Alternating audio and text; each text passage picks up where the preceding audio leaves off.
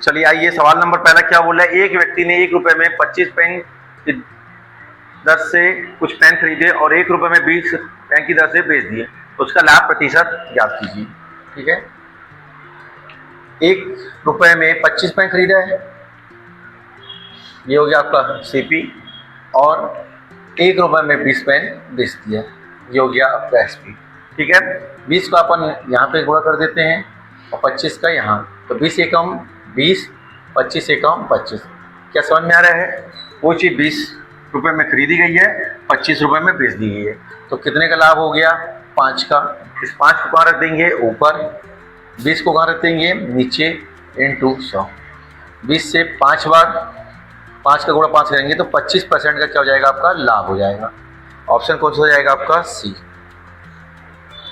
कहीं दिक्कत पहले सवाल में? सवाल नंबर दूसरा आपसे क्या कह रहा है? एक कक्षा में 24 छात्रों के औसत अंक 25 है, उस कक्षा के लड़कों के औसत अंक 20 और लड़कियों के औसत अंक 30 है, तो कक्षा में लड़कों और लड़कियों की संख्या में क्या अनुपात होगा? ठीक है, तो पहले ये देखिएगा,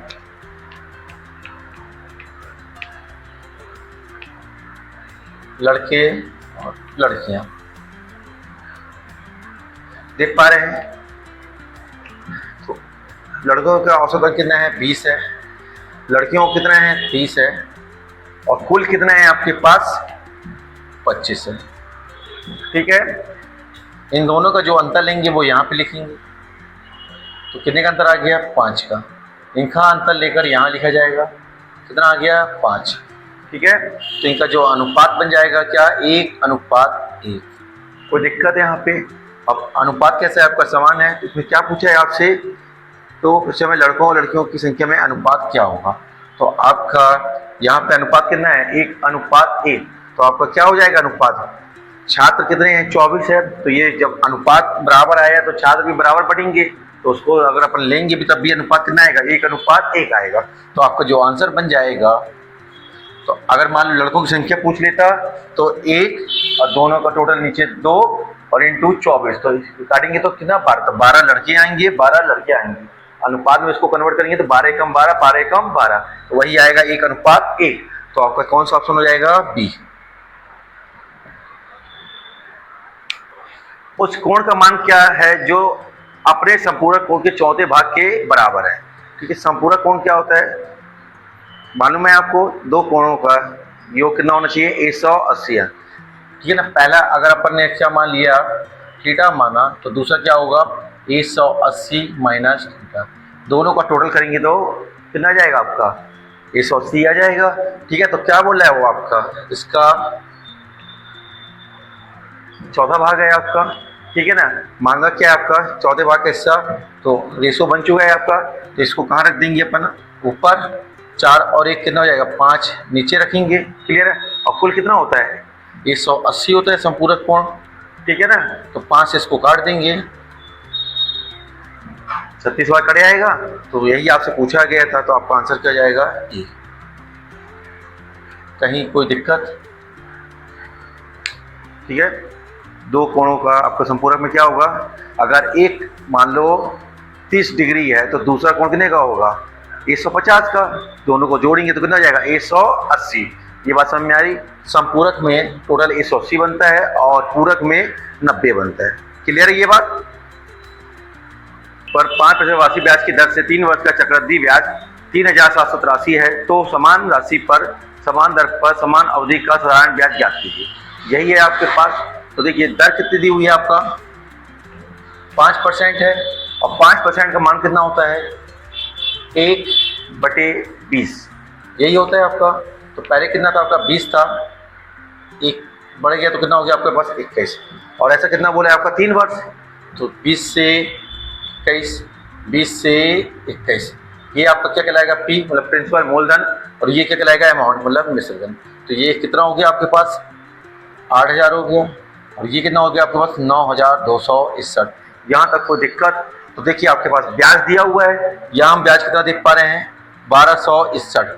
तो सवाल में जो दिया रहता है ब्याज, इसको हम कहाँ रखते हैं? ऊपर। सवाल में कितना ब्याज दिया हुआ है? 3700 83 यही दिया हुआ है। और जो हमने निकाला है वो कितना निकाला है 1261। जो हम निकालेंगे उसको वहाँ लिखेंगे नीचे, और जो सवाल में दिया है उसको कहाँ लिखेंगे ऊपर। और यहाँ पे आपके पास कितना है मूलधन 8000। ठीक है, तो इससे इसको काट देंगे तो ये 3 बार में कट रहा है क्या, तो ठीक है। तो आपका जो P निकल के आ गया है वो कितना आ गया प्रिंसिपल मूलधन 8 तिया 24। तो 24,000 आपके पास क्या आ गया मूलधन आ गया। अब इस राशि पर आपको साधारण ब्याज याद करना है। किस राशि पर, ये जो राशि आई है तो इस राशि पर आपको निकालना है साधारण ब्याज। ठीक है, तो क्या करना है आपको 24,000। ठीक है, का दर कितनी है आपके पास, सवाल में दर है 5% और समय कितना दिया है 3, तो 5 तिया 15। तो इस राशि का 15% निकाल देना है। तो इस राशि का 15% निकालेंगे तो ब्याज निकल के आ जाएगा। तो 2 जीरो से 2 जीरो यहाँ पे कट जाएगा।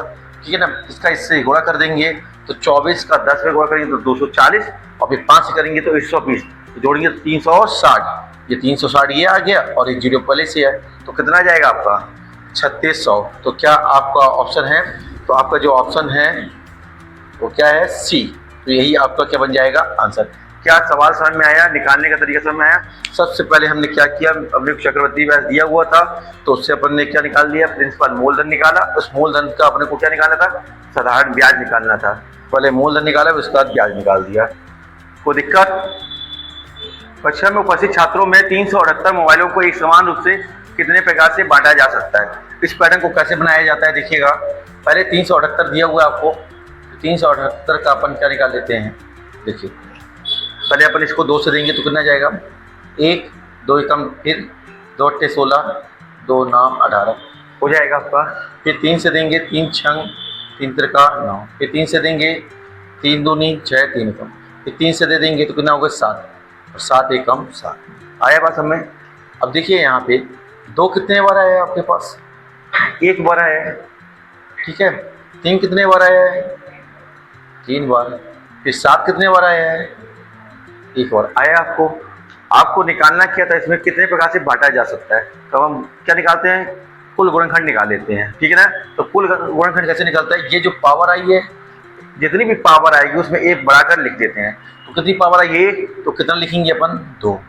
ये कितनी आई है 3 तो इसको कितना लिखेंगे 4। ये कितनी आई है 1 तो इसको लिखेंगे 2। तो 4 दूनी 8 दूनी 16।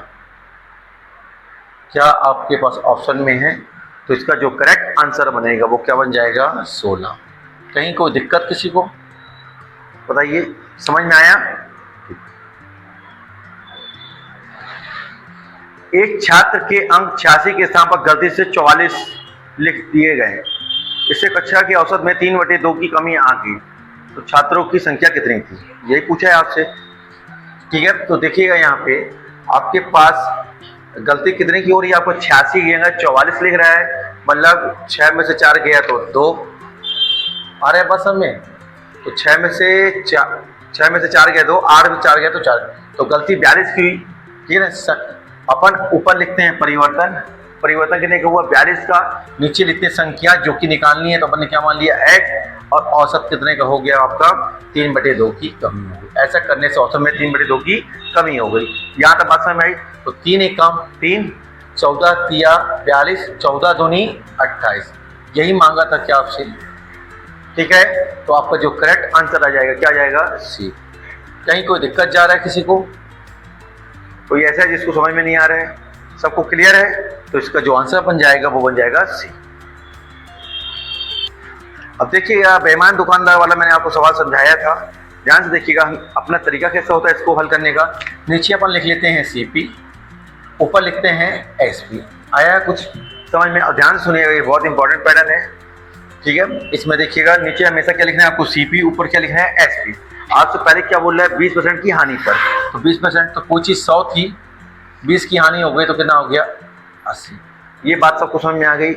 इसके बाद अब आगे कैसे लिखना है तो देखिए, अब वो बोल रहा है 25% वजन कम का यूज करता है, तो उसको यूज कितना करना था 100, और यूज कितना कर रहा है 75, 25 कम यूज कर रहा है। यूज कितना करना था उसको 100 यूज करना था, लेकिन वो यूज कितना कर रहा है 75 यूज कर रहा है। बात समझ में आ रहा है, यूज करना था आपको 100 लेकिन कर रहा है 75। अब यहाँ पे क्या करते हैं देखिएगा, अब अगला ऐसे कोई भी मान आएगा इसको कैसे लिखेंगे बड़ा मान हमेशा ऊपर लिखना है और छोटा मान हमेशा नीचे। तो बड़ा मान कितना है 100, तो 100 कहाँ लिखा जाएगा ऊपर और 75 कहाँ लिखा जाएगा नीचे। तो ये इससे कट रहा है क्या, तो काट दीजिए। ठीक है, 5 से काट दीजिएगा तो ये 15 हुआ, 5 से काटेंगे तो ये 16। तो दिखा आपको, मतलब 15 से कितना हो गया है 16। तो कितने का लाभ हुआ, 1 का लाभ हो गया। कितने का लाभ आया 1 का। तो इस लाभ को कहाँ लिखेंगे ऊपर, और सीपी का मान कितना है 15, उसको लिखेंगे नीचे, और इनटू 100। तो देखिएगा तो लाभ हुआ है। तो पहले यहाँ पे देखिएगा 4 ऑप्शन में से 2 ऑप्शन लॉस वाले हैं, 2 प्रॉफिट वाले हैं। तो लॉस वाले तो बाहर हो गए, ठीक है ना। अब 15 का इसमें भाग नहीं, तो 15 छक्का कितना होता है 90। और देखो तो लाभ वाला एक ही ऑप्शन है ऐसा, एक हानि का है और एक लाभ का है। तो लाभ हानि वाला तो बाहर हो गया, तो लाभ वाला कितना हो गया, तो आपका हो जाएगा 6.67 का प्रॉफिट हो जाएगा, मतलब लाभ हो जाएगा। आया बस सब में। तो जो आपका आंसर बनेगा वो डी बन जाएगा। कहीं कोई दिक्कत समझ में आया। ये पैटर्न करने के लिए 20 व्यक्तियों को लगाया जाए। दिन कितने थे आपके पास, 8 थे, ठीक है, दिन 8 थे। देखिए इसको कैसे बनाना है आपको। दिन कितने थे 8 थे, और व्यक्ति कितने हैं आपके पास 20, ठीक है। लेकिन कुछ कारणवश क्या हुआ, 4 व्यक्ति क्या कर दिए, छोड़कर चले गए। कितने दिन बाद, 4 दिन बाद। ऐसे ही बोले आपसे 4 दिन बाद। तो शुरू में आपका स्टार्टिंग कितना था, 8 दिन था, 4 दिन बाद। तो व्यक्ति कितने रहेंगे आपके पास, 20 ही रहेंगे। और अभी देखिएगा अब 4 दिन बाद तो 4 ही दिन बचे। लेकिन वो बोल रहा है कि यदि व्यक्ति चले जाएं, पहले व्यक्ति कितने थे 20, अब 4 व्यक्ति चले गए, तो व्यक्ति कितने आ गए आपके पास 16। समझ में आए व्यक्ति कितने, तो शेष दिन कितने हो जाएंगे। पहले अपन शेष दिन निकाल लेते हैं, ठीक ना। तो शेष दिन अपन ने क्या मान लिया है x। तो देखो 4 एकम 4, 4 चौको 16, 4 एकम 4, 4 पंचे 20। तो शेष दिन कितने आ गए आपके पास, आ गए। लेकिन इसमें ये नहीं मांगा है, अभी तक ये मांगता था, इसमें मांगा है कुल। तो देखो 4 दिन तो ये था, 5 दिन ये आ गया, तो टोटल कुल दिन कितने हो गए 9 हो गए। कुल मांगा है आपसे कुल दिन।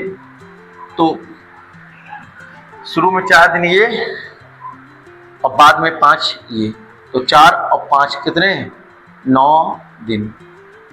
आया बात समझ में। तो आपका जो आंसर बन जाएगा 9 दिन। कोई दिक्कत किसी को, तरीका समझ में आया। यहां तक तो अपन सवाल बनाते थे, एक्स्ट्रा ये और आ गया, ठीक है। क्लियर हुआ ये, तो आंसर आ जाएगा आपका 9। संख्याओं का अनुपात 7:11 है। यदि उनका HCF 28 है तो दोनों संख्याओं के बीच का अंतर, यही बोल रहे हैं आपका। तो देखो जैसे ये अनुपात दिया है, अनुपात का अगर HCF से गुणा करा देंगे तो संख्या आ जाएगी, आपकी संख्या आ जाएगी। तो आपको यहाँ पे 2 अनुपात दिया, एक 7 और एक 11, तो दोनों का अंतर कितना आ गया आपके पास 4 आया, ये 4। और आपका HCF कितना दिया हुआ है 28, तो इसका गुणा कराएंगे तो कितना जाएगा 112। और यही आपसे पूछा था सवाल में। कहीं कोई दिक्कत, दोनों का अंतर कितना है 7, 11 का अंतर कितना है 4, और इसका आप किससे गुणा करा देंगे HCF से, तो जो पूछा गया है वो आपका आ जाएगा। दोनों संख्याओं के बीच का अंतर 7 और 11 का अंतर 4, और 28 से गुणा कराएंगे तो 28 चौको 112। तो ये आपका क्या बन जाएगा आंसर। यहाँ इसमें कोई दिक्कत किसी को है कि नहीं आ रहा है। आइए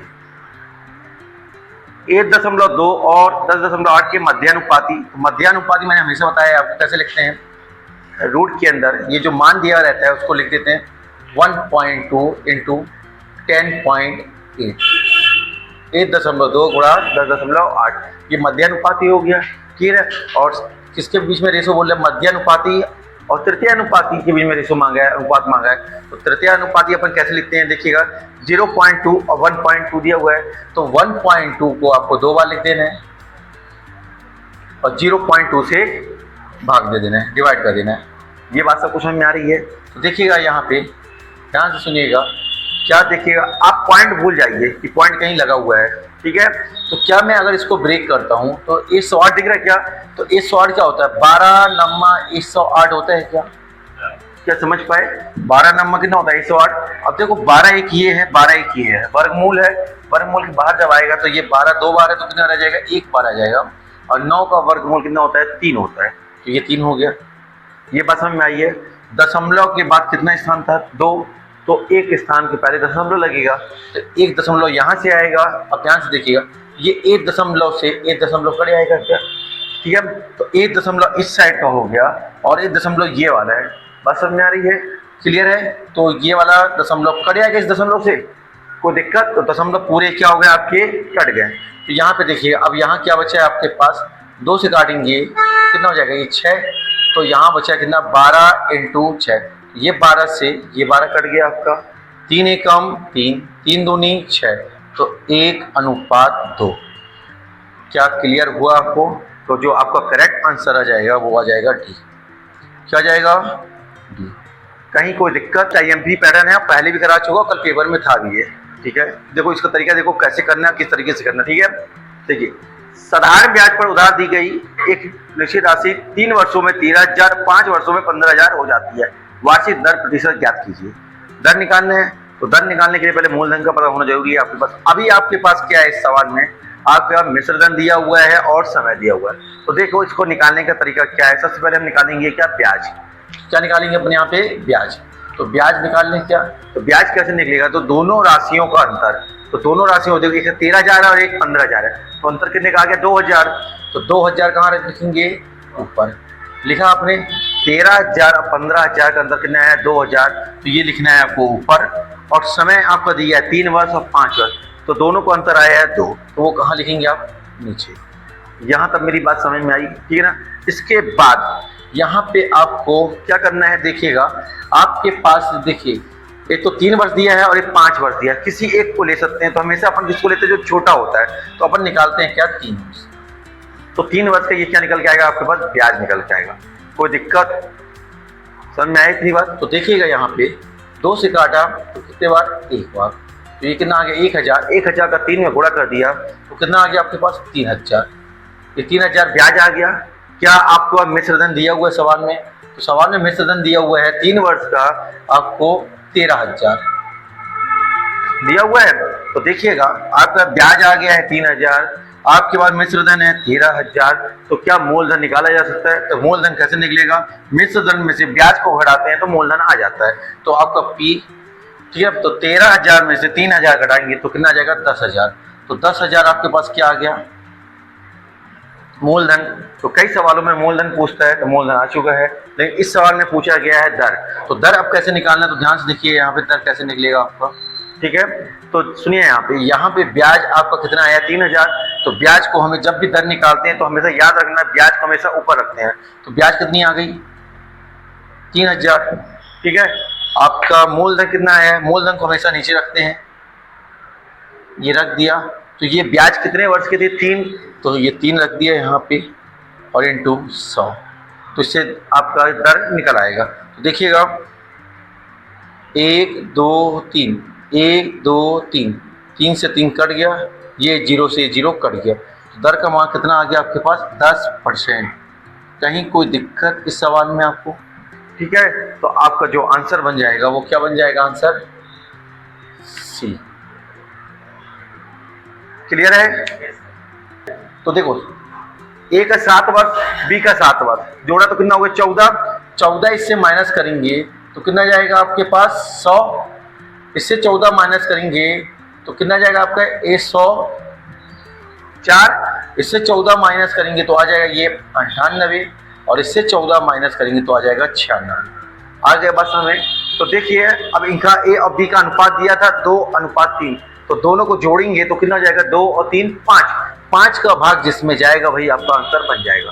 5 का भाग किसमें जा रहा था, सिर्फ इसमें जा रहा है, तो यही आपका आंसर बनेगा। एक कंडीशन और दी है, उसको अपन वेरीफाई करा लेते हैं। देखिए वो क्या बोल रहा है, 3 वर्ष बाद।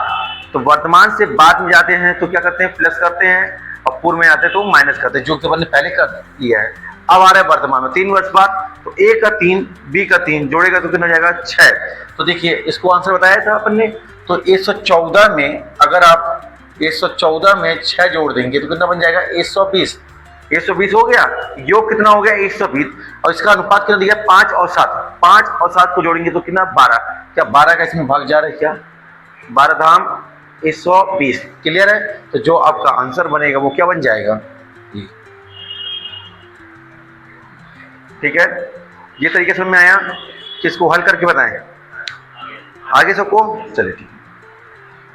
तो अब इस सवाल को कैसे उड़ाना था, ध्यान से देखिएगा और सुनिए। यदि किसी घन का आयतन 81√3 सेंटीमीटर क्यूब है तो इसका कुल पृष्ठीय क्षेत्रफल ज्ञात कीजिए। ठीक है, तो घन का आयतन क्या होता है, ये क्यूब, जो कि मान इसका कितना दिया हुआ है 81√3। इतनी बात समझ में आई, ठीक है। तो इससे ए का मान निकलेगा, इस ए के मान को अपने से पूछा क्या गया है, कुल पृष्ठीय क्षेत्रफल, मतलब टोटल सरफेस एरिया, ठीक है ना। तो कुल पृष्ठीय क्षेत्रफल यही पूछा है। तो घन का कुल पृष्ठीय क्षेत्रफल होता है 6a², यही होता है 6a²। पहले मुझे यहाँ से क्या निकालना पड़ेगा, ए का मान निकालना पड़ेगा, फिर उस ए के मान को निकाल के यहाँ रखेंगे, फिर किससे गुणा करेंगे 6 से। आ रही बात समझ। तो कहीं ना कहीं मैंने आपसे बताया है, बोला है, कहा है कि जब भी कोई भी चीज़ यहाँ गुणे में आएगी तो ऑप्शन में भाग में जाएगी। तो देखो 6 गुणे में आ रहा है क्या, तो 6 का भाग किस ऑप्शन में जा रहा है, तो आप देख पा रहे होंगे कि 6 का भाग सिर्फ एक ही ऑप्शन में जा रहा है, वो है क्या, डी। दिख रहा है आपको 162, 6 दूनी 12, बचा कितना 4, बन गया 42, 6 7 42। तो जो आपका आंसर बनेगा इसी के आधार पे अपन बना देंगे, तो आंसर हो गया आपका क्या, डी। कहीं कोई दिक्कत किसी को नहीं, तो सवाल ऐसे में क्या हो जाएगा, लंबा। पहले आप ए का मान निकालेंगे, तो जो भी मान आएगा वो यहाँ पुट करेंगे, ये गुणा कराएंगे तो आएगा कितना 162। तो आपको स्मार्ट वर्क करना है। कैसे स्मार्ट वर्क करना समझ में आ रहा है। 6 का आप देख लीजिएगा कि 6 का भाग किसमें जा रहा है, और जिसमें भी 6 का भाग जाएगा वही आपका आंसर बन जाएगा। एक से ज़्यादा में जाता तब इसको अपन क्या करते हैं, हल करते हैं। और जब सीधे सीधे आपका आंसर आ रहा है तो हल करने की जरूरत नहीं है। इतनी बात सबको क्लियर है। एक पतंग आकाश में उड़ रही है। मैदान पर एक बिंदु से पतंग तक धागे की लंबाई 420 मीटर है। मैदान से धागे का उन्नयन कोण 30 डिग्री है। मान लीजिए कि धागे में कोई ढीलापन नहीं है, तो पतंग की ऊंचाई ज्ञात कीजिए। यही है आपको। देखिए ये आपका धागा ऐसे ही होगा आपका, ये इसकी क्या हो जाएगी, ऊंचाई हो जाएगी। ठीक है, क्लियर है ये बात। तो ये आपको कितना दिया हुआ है, 30 दिया हुआ है आपको, क्लियर है बात। और ये दिया हुआ है कि इसका मान कितना दिया हुआ है, लंबाई 420, और आपको ये निकालना है। आ रही बात समझ। तो ये 30 है, तो ये कितना हो जाएगा आपका 60, और ये कितना हो जाएगा आपके पास 90। ठीक है, तो ध्यान से देखो, ध्यान से। 30 के सामने वाला मान कितना होता है आपका, 1 होता है। ठीक है, 90 के सामने वाला मान कितना होता है, 2 होता है। ठीक है ना, और 60 के सामने वाला मान होता है √3। क्लियर है ये बात। तो देखिएगा हमको चाहिए कितना, 1 का मान।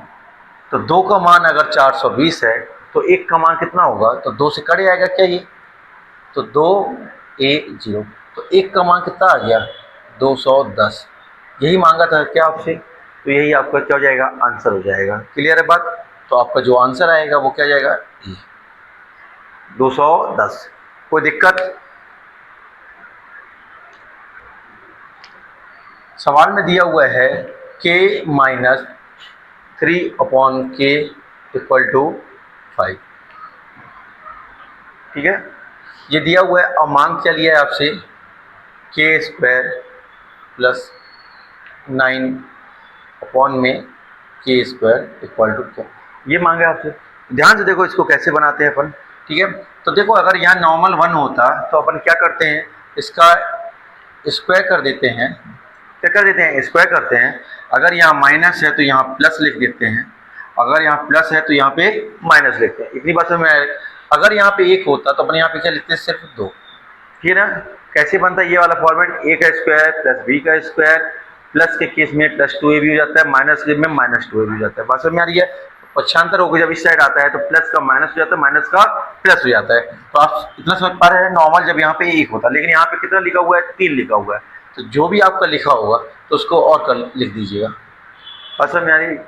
जिस स्थिति में लिखा होगा उस स्थिति में, अगर बटे में लिखा होगा तो बटे में लिख दीजिएगा, और डैड लिखा तो डैड लिख दीजिएगा। आया कुछ समझ में। तो यहाँ पे 5 का वर्ग कितना होता है, 25, और 2 3 6, 25 और 6 जुड़े आएगा तो 31।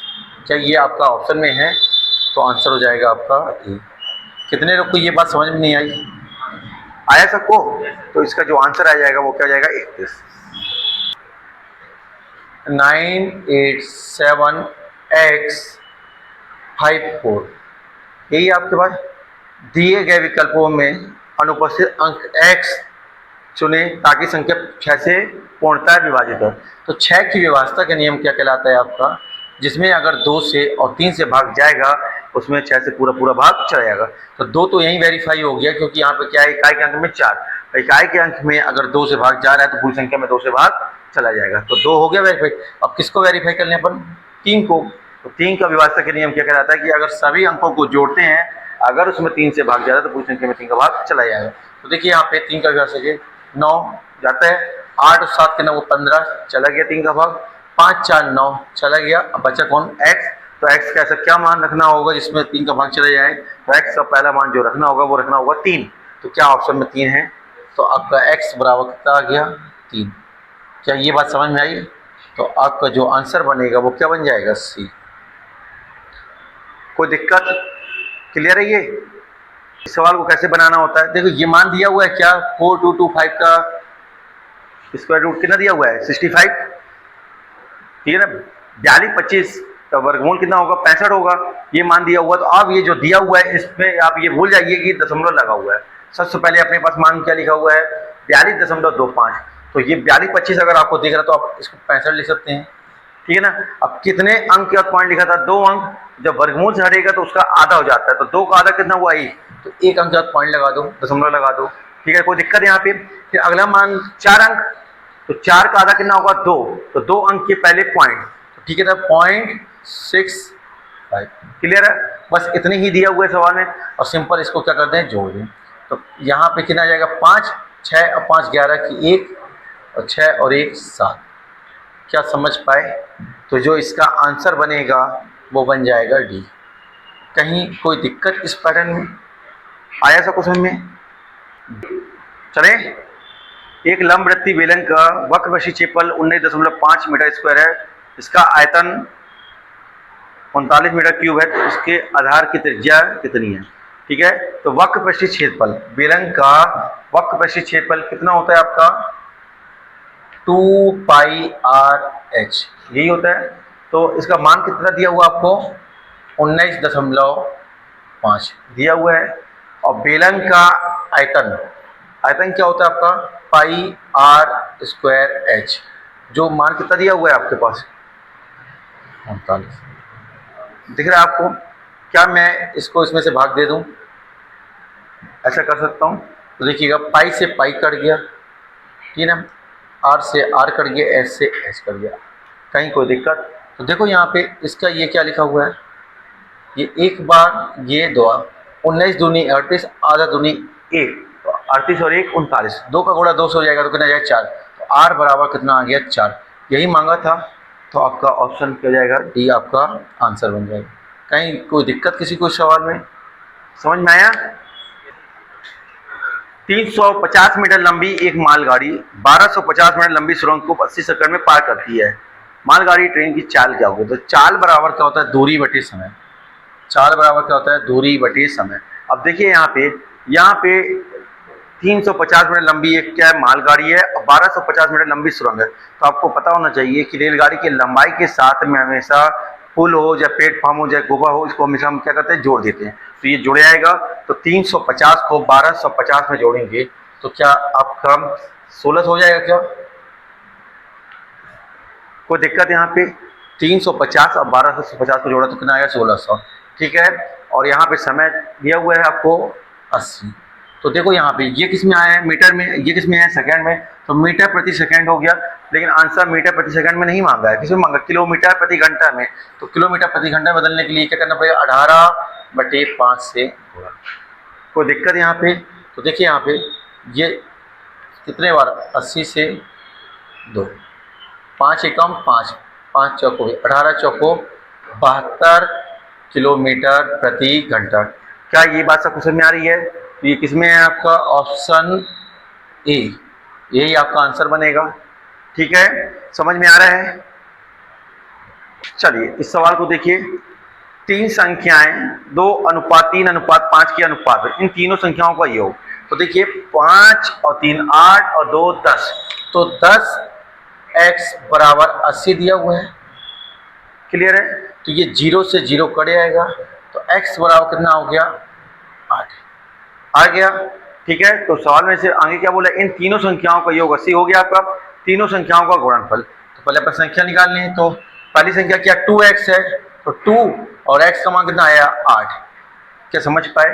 दूसरी संख्या क्या 3x है, तो 3 और x का मान आया 8, किया। क्या है आपका 5 और x का मान, तो ये कितनी हो गई आपकी, इनका गुणनफल मांगा है आपसे, तो 8 दूनी 16, 8 तिया 24 और 8 पंचे 40। क्लियर है ये बात।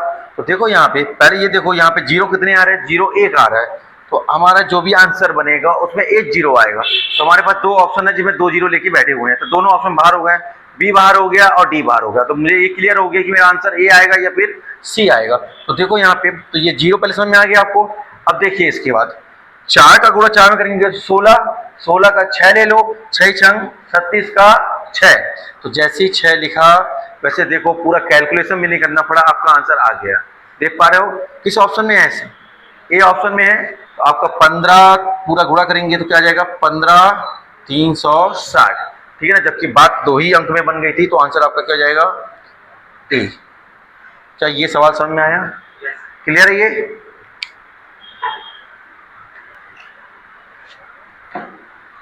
सवाल क्या दिया हुआ है, 3:8 समानुपात x अनुपात 12, यही सवाल है। x का मान निकालना है आपको, तो ध्यान से सुनो। इस पैटर्न में अपन क्या करते हैं, अंदर का अंदर वाले से गुणा, बाहर का बाहर वाले से गुणा। समझ में आया, अंदर का अंदर वाले से बाहर का बाहर। तो 12 तिया कितना हो गया 36, और यहाँ पे कितना हो गया 8x, तो 8x बराबर 36। समझ में आया, 12 तिया 36 और 8 का गुणा x से होता 8x, तो कर रहा है क्या 4 दूनी 8, 4 नाम 36, तो x बराबर आ गया 9/2। कहीं कोई दिक्कत आपको, तो क्या बनेगा आंसर आपका बी 9/2। कहीं कोई दिक्कत इस पैटर्न में। उन संख्याओं के एचसीएफ और एलसीएम के बीच अनुपात क्या है जिनका एलसीएम 48 और संख्याओं का गुणनफल 384, मतलब एलसीएम 48 है और संख्याओं का गुणनफल 384 है। तो आपसे जब कुछ समझ में नहीं आए तो ये वाला फॉर्मेट लगाते हैं, पहली संख्या इनटू दूसरी संख्या, एलसीएम इनटू एचसीएफ। आया बस हमें, पहली संख्या इनटू दूसरी संख्या, एलसीएम इनटू एचसीएफ। क्या आपको दोनों संख्याओं का गुणनफल दिया हुआ था 384, एलसीएम आपके पास कितना दिया हुआ है 48, तो क्या एचसीएफ निकल आएगा, ठीक है। तो देखो ये 8 बार कट रहा है क्या, तो ये पूरा पूरा 8 बार कट गया, तो आपका एचसीएफ कितना आ गया, एचसीएफ 8 आ गया क्या आपके पास, ठीक है। अब आपसे क्या मांगा है, रेशो मांगा है, तो रेशो जैसे मांगेगा वैसे ही लिखेंगे। आपसे रेशो मांगा है एचसीएफ, मतलब जो अनुपात मांगा है एचसीएफ और अनुपात एलसीएम, ऐसे ही मांगा है। तो आपका एचसीएफ कितना आया 8 और एलसीएम कितना दिया हुआ था आपके पास 48, तो 8 एकम 8, 8 छंग 48, क्या ये आ गया है। तो जो आपका आंसर बनेगा 1:6, तो आंसर आपका क्या बन जाएगा, कहीं कोई दिक्कत, क्लियर है ये, समझ में आ रहा सबको। चलो देखो अभी यहाँ पे 27,000 रुपए की राशि दो भागों में ए और बी में इस प्रकार विभाजित किया जाता है कि 15% वार्षिक दर पर ए और बी पर क्रमशः 2 वर्ष और 4 वर्ष बाद प्राप्त साधारण ब्याज बराबर है। ए और बी दोनों से प्राप्त कुल ब्याज ज्ञात कीजिए। तो जब भी ऐसी ये समान की स्थिति आती है, तो अगर आपको बांटना होता है तो आप इसको बांटे कैसे, देखो यहाँ पे ए है और बी है, देख पा रहे हो, ठीक है ना। तो देखिएगा यहाँ पे 15% की दर दोनों के लिए है, तो दोनों के लिए है तो इसको लेने की जरूरत नहीं है आपको, ठीक है ना। एक बोल रहा है 2 वर्ष, एक बोल रहा है 4 वर्ष, तो 2 वर्ष ए के लिए बोल रहा है और 4 वर्ष बी के लिए बोल रहा है, तो इसको पलटा के लिख दें। बात समझ में आ रहा है, 2 वर्ष किसके लिए बोला था, ए के लिए, तो 2 यहाँ लिख दें। 4 किसके लिए बोला था, बी के लिए, तो यहाँ लिख दें। कोई दिक्कत, तो 2 एकम 2, 2 दूनी 4, क्या ये अनुपात बन गया। तो जिस अनुपात में ये बना है उसी अनुपात में राशि बढ़ेगी। बात समझ में आ रही है। तो टोटल राशि अपने पास कितनी है 27,000 है और टोटल अनुपात कितना है 3, तो क्या एक की राशि निकल आएगी क्या, तो 2 जो निकालना होता है उसको क्या रखते हैं ऊपर, 2 और 1 3 नीचे, और कितना दिया हुआ आपके पास 27,000। कोई दिक्कत, 3 एकम 3, 3 नाम 27, 9 दूनी 18, तो ए को कितना मेरा भी 18,000 आया। ठीक है, बी को ऐसे निकाल लेंगे। टोटल 27,000 था, 18,000 ए ले लिया तो बचा कितना 9,000। तो 9,000 किसको मिल जाएगा, बी को। लेकिन यहाँ पे आपसे ये राशि नहीं मांगा है, सवाल में क्या मांगा है, कुल ब्याज, ब्याज निकालना है। तो देखो राशि ये है, ठीक है ना, दर कितनी है 15%, और समय कितना है इसका, ए का 2, बटे में क्या लिख देंगे अपन 100। तो इससे ब्याज निकल आएगा क्या है, तो 2 जीरो से 2 जीरो, कोई दिक्कत। तो देखिए 15 दूनी 30, 30 का 3 ले लेते हैं और 3 का 18 में गुणा करेंगे तो 54। क्या समझ पाए, कोई दिक्कत यहाँ पे, देखो यहाँ पे ध्यान से, 15 दूनी 30, ठीक है, 30 का 3 ले रहे हैं, अभी जीरो बाद में लगा देंगे, और 3 का गुणा 18 में करेंगे तो 18 3 54। तो ये जीरो इसका और ये जीरो जो अपन ने वो छोड़ा था, तो ये किस, ए को कितना ब्याज मिला 5400। अब बी का निकाल लें क्या, इसमें भी क्या दर कितनी है 15, अब इसमें जो समय दिया था 4, और पट्टी में कितना ले लेंगे 100। तो ये 2 जीरो से 2 जीरो कट गया क्या, ठीक है ना, कोई दिक्कत यहाँ पे। तो देखो 15 चौको कितना होता है 60, 60 का ले लो 6, एक जीरो बाद में लगा देंगे, 6 का गुणा 9 में तो 9 छक्का 54। तो ये 54 आ गया आपके पास, आया, तो एक जीरो ये और एक जीरो पहले का, तो ये आ गया आपके पास। तो आपसे मांगा था कुल ब्याज, ए का ब्याज भी आया 5400, बी का भी ब्याज आया 5400, तो दोनों को जोड़ देंगे तो कुल ब्याज आ जाएगा। तो 54 जोड़ेगा तो कितना आ जाएगा आपके, ये 5400 ए का हो गया, ये 5400 बी का हो गया, तो जोड़ देंगे दोनों को तो कितना जाएगा, ये 108,000। तो ये कुल ब्याज आपका आ गया, कहीं कोई दिक्कत। तो क्या बनेगा आपका आंसर, तो आपका जो आंसर बन जाएगा वो बनेगा आपका डी। क्या ये सवाल समझ में आया। यदि संख्या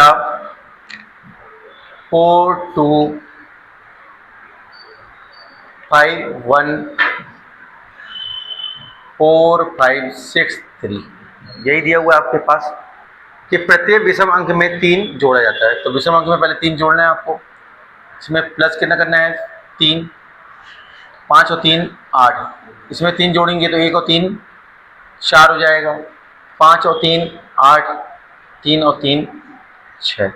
ऐसे ही बोले विषम अंक में 3 जोड़ना है और प्रत्येक सम अंक में 1 घटाना है। तो 4 में से आपको 1 घटाएंगे तो कितना जाएगा आपके पास 3, 2 में से 1 घटाएंगे तो 1, 4 में से 1 घटाएंगे तो 3, और 6 में से 1 घटाएंगे तो 5। क्या संख्या बन गई आपके पास। यही बोला था विषम में आपको क्या करना है 3 जोड़ना है और सम में 1 घटाना है, ऐसा सवाल कह रहा है। तो इस प्रकार बनी संख्या की सबसे बड़ी, तो सबसे बड़ा आपको क्या दिख रहा है, आपको 8 दिख रहा है। सबसे बड़े और सबसे छोटे अंक, सबसे छोटा अंक 1 दिख रहा है आपको, का अंतर, तो इन दोनों का अंतर मांगा है आपसे, तो अंतर 8 और 1 का अंतर कितना आ गया 7। यही सवाल में मांगा गया था आपसे। तो जो आपका आंसर बन जाएगा वो बन जाएगा क्या आपका डी। कोई ऐसा है जिसको समझ में नहीं आ रहा है। 7 14 13 12 20 11 15 और 8 की माध्यिका ज्ञात कीजिए। माध्यिका ज्ञात करना है, तो माध्यिका के लिए मैंने आपसे क्या बोला था, एक तो पहला स्टेप ये होता है कि इसको आरोही या अवरोही क्रम में आप सेट करें। तो अपन ज़्यादा कर क्या सेट करते हैं आरोही क्रम में, पहली बात। दूसरी बात, पहले काउंट कर लो कि कितने पद हैं। तो टोटल पद अगर देख रहे हो तो नंबर ऑफ पद है 1 2 3 4 5 6 7 8 है, 8 है। तो सम है आपके, तो सम की कंडीशन में क्या करते हैं अपन 2 से भाग करते हैं, तो जो भी आता है उससे 1 पद एक्स्ट्रा लेते हैं, दोनों को जोड़ते हैं, 2 से भाग दे देते हैं। आई बात समझ। तो नंबर ऑफ पद कितने थे 8 थे, तो 8 में 2 का भाग दीजिएगा, तो 8 में 2 का भाग देंगे तो कितना आएगा 4। तो 4 और मतलब चौथा पद लेना है और 5वां पद लेना है, और फिर क्या करना है अपने को 2 से भाग दे देना है। तो लिखना चालू करते हैं अपन आरोही क्रम में। तो सबसे पहले आपका क्या आएगा 8 आएगा, सॉरी सबसे पहले क्या आएगा आपका 7 आएगा, 7 के बाद क्या आएगा 8 आ जाएगा, 7 आ गया है, 8 आ गया है। इसके बाद आपका क्या आएगा 11 आएगा, ठीक है, फिर 12 आएगा। तो देखो 11 12 आ गया, मतलब चौथा पद 7 में कौन सा लेना है 5वां, 12 के बाद आ जाएगा क्या 13। कहीं कोई दिक्कत किसी को, कितनी बात समझ में आई। अब आपको निकालना है क्या माध्यिका, तो इन दोनों को जोड़ना है और जोड़ के क्या करना है आपको 2 से भाग दे देना है। तो 12 13 जोड़ेंगे तो कितना आएगा 25, और 25 में 2 से भाग देंगे तो 12.5 5। ये बात समझ में आई कि नहीं आई? ठीक है, तो ये आपका आंसर क्या बन जाएगा? आंसर आ जाएगा बी। अब एक बात और सुनो, इसको और कैसे निकाल सकते थे आप? इसको देखिएगा, ध्यान से देखिएगा। क्या आपको चौथा पद मालूम चल गया था? 12 है, पांचवा पद क्या? 13 है, ठीक है ना? तो इसमें अपन क्या करते हैं, छोटा पद कौन सा है दोनों में? ये है, देख पा रहे हो? तो छोटे पद को फोकस करते हैं। तो ये 12 लिया अपन ने, छोटे पद को क्या करना है, आपको फोकस करना है। फिर देखिएगा इन दोनों में अंतर कितने का है? अंतर जितने का होगा उसको हमेशा कहाँ लिखेंगे? ऊपर। लिखा आपने? छोटे पद को लेना है, अंतर जितने का है उसको कहाँ लिख देना है? ऊपर। और नीचे कितने पद हैं? ये 2। जितने पद है वो लिख दीजिएगा नीचे। तो क्या बात बन रही है? समझ में आया? तो कितना आ जाएगा ये? 12.5 आ जाएगा। तरीका समझ में आया आपको? ठीक है, तो 6y² - 13y + 6 = 0। तो समीकरण के 2 मूलों का गुणनफल ज्ञात कीजिए। ठीक है, तो देखिएगा इसमें पहले अपना और बातें कर लेते हैं, फिर सवाल में आते हैं। ठीक है, तो मूलों का योगफल, मूलों का योगफल होता है -b/a। ठीक है ना? फिर इसके बाद पूछा जाता है आपसे मूलों का गुणनफल, c/में आया। फिर आता है आपका मूलों का व्युत्क्रम। क्या पूछता है? मूलों का व्युत्क्रम आया। तो मूलों का योगफल क्या होता है आपका? Alpha plus beta. ठीक है, मूलों का गुणनफल क्या होता है? Alpha into beta. और मूलों का व्युत्क्रम क्या होता है? 1/में अल्फा प्लस 1/में बीटा आया। जब इसको आप हल करते हो तो अल्फा प्लस बीटा अपॉन में अल्फा इंटू बीटा। ये जब ये मान इसमें रखोगे तो इसका फाइनल जो कंक्लूजन आता है वो आपको याद रखना है। ठीक है, तो -a से कट जाएगा क्या? तो बनेगा क्या? b/c आया बस हमें। तो ये तीनों पॉइंट आपको याद रखना है। अभी जो पेपर चल रहे हैं आपके उसमें ये पूछा जा रहा है। आ रहा है बात समझ में? यहाँ तक कोई दिक्कत किसी को? क्लियर है इतना? तो अभी हमसे सवाल में क्या पूछा गया है देखिएगा, यही पूछा गया है। ठीक है, तो आपके पास देखिएगा कितना है आपके पास? c कितना है? c आपके पास 6 है। a कितना है? 6। तो 6 में से 6 कट जाएगा तो कितना आ जाएगा? ठीक है, इतनी बात समझ में आई? तो जो आपका आंसर बनेगा वो बन जाएगा। कोई दिक्कत किसी को? दो संख्याएं एक तीसरी संख्या से क्रमशः 17% और 50% अधिक है, तो दोनों संख्याओं का अनुपात ज्ञात कीजिए। देखिए ये पहली संख्या है, ये दूसरी संख्या है, ये तीसरी संख्या। तो तुलना किससे कर रहे हैं? वो तीसरी संख्या से। तो तीसरी संख्या पर ने क्या मान लिया? 100। इससे कितना ज़्यादा बोल रहे हैं? 17। तो ये 117 हो जाएगा। इससे कितना बोले ज़्यादा? 50। तो ये हो जाएगा 150। आया बात हमें? इस तुलना करने के बाद इसका रोल हो गया खत्म। अब अपने को बताना है इनमें रिलेशन, इनमें संबंध बताना है। यही पूछा है आपसे, दोनों संख्याओं का अनुपात क्या हुआ। तो ये मांगा है आपसे। ठीक है, तो क्या ये छोटा हो रहा है? तो छोटा हो रहा है। कैसे पता चला छोटा हो रहा है? 5 और 1 6। ठीक है, 7 1 8 और 1 9। तो मतलब इसमें 3 का भाग तो जाएगा ही जाएगा। 3 से दे दें आपका, 3 से देंगे तो ये 39 बार, 3 से देंगे तो इसमें 50 है। क्या ये आपका ऑप्शन मैच कर रहे हैं? तो आपका जो आंसर हो जाएगा वो हो जाएगा आपका सी। कहीं कोई दिक्कत इस पैटर्न में? बनेगा ये वाला। 7 क्रमागत सम संख्याओं का औसत 36 है। पहली संख्या का मान ज्ञात कीजिए। ठीक है, कोई दिक्कत इसमें? तो सुनिए, औसत मतलब क्या होता है? मध्य मान। जितनी संख्या इस साइड होगी उतनी संख्या उस साइड होगी। तो 7 बोल दिया था, 7 क्या विषम अंक है आपका। तो देखिएगा 7 सम संख्याओं का औसत कितना है? 36। तो मतलब आपके पास बीच वाली संख्या बता दी है 36। तो अब इस साइड जितनी होंगी उतनी ही इस साइड होंगी औसत में। तो यहाँ पे कितनी होंगी आपकी? 3। तो इस साइड भी कितनी होंगी?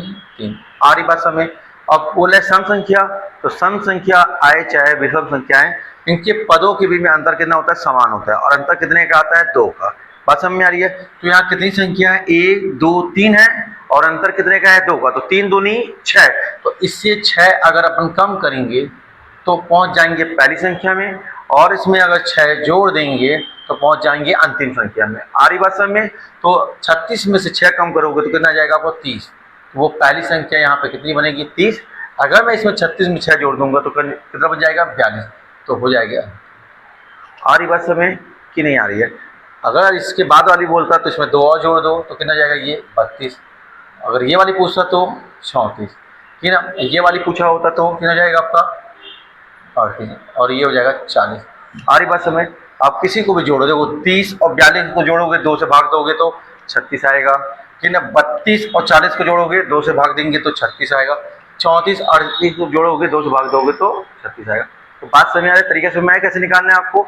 तो इसका जो आंसर बन जाएगा, आपसे पूछा क्या गया है आपसे, देखिएगा पहली संख्या कितनी आ गई 30। तो कौन सा ऑप्शन में आपका, कोई दिक्कत समझ में आया तरीका। एक नोटबुक 12% के लाभ पर 28 रुपये में बेची गई। यदि इसे 26.25 में बेचा जाता तो लाभ प्रतिशत क्या होता है। ऐसे ही है, क्लियर है। तो देखिएगा यहाँ पे इसको अपन किस तरीके से बनाते हैं। रुपए कहाँ रखते हैं ऊपर, तो रुपए पहले कितना दिया हुआ आपको 28। जब तक आप बेचोगे नहीं तो क्या लाभ हानि बता सकते हो, तो आपको बेचना पड़ेगा। जब 28 में बेचा तो 12% का लाभ हुआ, तो कोई चीज़ 100 थी 12 का लाभ हो गया तो कितना हो गया 112। यहाँ तक कोई दिक्कत। फिर आपका देखिए रुपए अपन ने ऊपर लिखा है तो यहाँ पे रुपए ऊपर लिखेंगे, लाभ हानि नीचे लिखा है तो लाभ हानि नीचे लिखेंगे। अब क्या बोल रहा है वो, यदि इसे 26.25 रुपए में बेचा जाता तो क्या लाभ या हानि होगी, ये निकालना है अपने को। तो ये अपन ने मान लिया x। अगर x का मान 100 से ऊपर होगा तो लाभ होगा, 100 से नीचे होगा तो हानि होगी। ऐसे ही पैटर्न है आपका। सवाल यही कह रहा है आपसे, पहला जब बेचा तो उसको 12% का लाभ हुआ, अब बोल रहा है कि 26.25 में बेचे तो आपको क्या होगा, ये निकालना है। तो देखिए यहाँ पे क्या ये कट रहा है, क्या 28 से कम 28, 28 चौको 112। तो देखो यहाँ पे ध्यान से 26 का गुणा 4 में करेंगे तो 104, और 0.25 का गुणा 4 से करेंगे तो 1, 104 में 1 जोड़ देंगे तो 105। तो x बराबर कितना आ गया 105, जो कि 100 से कितना ज़्यादा है 5 ज़्यादा है। तो यही तो पूछा गया था आपसे। तो कितने % का लाभ हो गया आपको, 5% का लाभ हो गया। तो